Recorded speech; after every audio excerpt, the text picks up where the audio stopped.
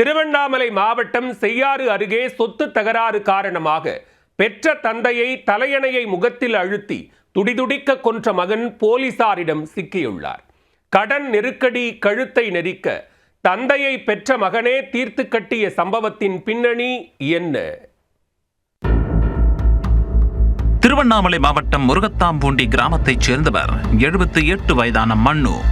இவருக்கு ஒரு மகன் மற்றும் 2 மகள்கள் உள்ளனர். மகள்கள் இருவருக்கும் திருமணமாகி அவரவர் கணவர் வீட்டில் வசிக்கின்றனர். இவரது மகன் பாலச்சந்தில் திருமணமாகி மனைவி மற்றும் குழந்தைகளோடு வாழ்ந்து வருகிறார். இந்த நிலையில் மகன் பாலச்சந்தில் குடியும் கூத்துமாகவே தன்னுடைய நேரத்தை செலவழித்து வந்திருக்கிறார்.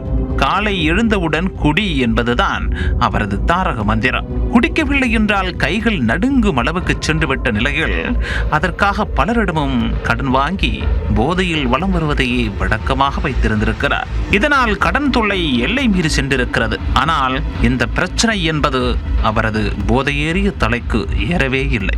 கடன் கொடுத்தவர்கள் சும்மா இருப்பார்களா? ஒழுங்காக கொடுத்த பணத்தை திருப்பிக் கொடு என்று நெருக்கடி கொடுத்திருக்கிறார்கள். நாலாபுரமும் கடன்காரர்கள் கழுத்தை பிடிக்க வேறு வழியில்லாத பாலச்சந்தில் தந்தையிடம் சென்று சொத்தை விற்று தருமாறு வற்புறுத்த ஆரம்பித்திருக்கிறார். தன் வாழ்நாள் சேமிப்பை அப்படியெல்லாம் எடுத்து கொடுத்துவிட முடியாது என மறுப்பு தெரிவித்ததோடு குடியை நிறுத்திட்டு வேலைக்கு போ என அறிவுரை கூறியிருக்கிறார். இதனால் தலைக்கேறிய ஆத்திரத்துடன் வெளியே சென்றவர் கட்டிங் போட்டுட்டு வந்து உன்னை வச்சுக்கிறேன் என கருவிக்கொண்டே சென்றிருக்கிறார். சம்பவத்தன்று படுத்திருந்த தந்தையை தட்டி எழுப்பி சொத்தை விற்று பணம் தர முடியுமா முடியாதா என கராராக கேட்டிருக்கிறார்.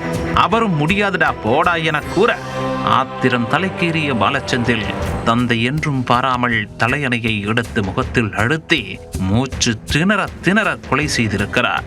அந்த முனகல் சத்தம் கேட்டு வீட்டில் நுழைந்த மண்ணுவின் உடன் பிறந்த சகோதரரான ராமதாஸ், எங்க அண்ணனை என்னடா செஞ்ச, கொலை பண்ணிட்டிய பாவி என கூச்சலிட்டு இருக்கிறார்.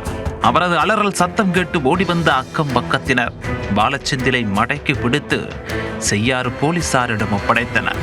அவரிடம் போலீசார் நடத்திய விசாரணையில் தான் கொலை செய்ததை ஒப்புக்கொண்டதை அடுத்து அவரை நீதிமன்றத்தில் ஆஜர்படுத்தி வேலூர் மத்திய சிறையில் அடைத்தனர். சொத்து தகராறு காரணமாக பெற்ற தந்தையை தலையணையை வைத்து மூச்சு திணற திணற அழுத்தி கொலை செய்த மகனால் அப்பகுதியில் பெரும் பரபரப்பு ஏற்பட்டிருக்கிறது.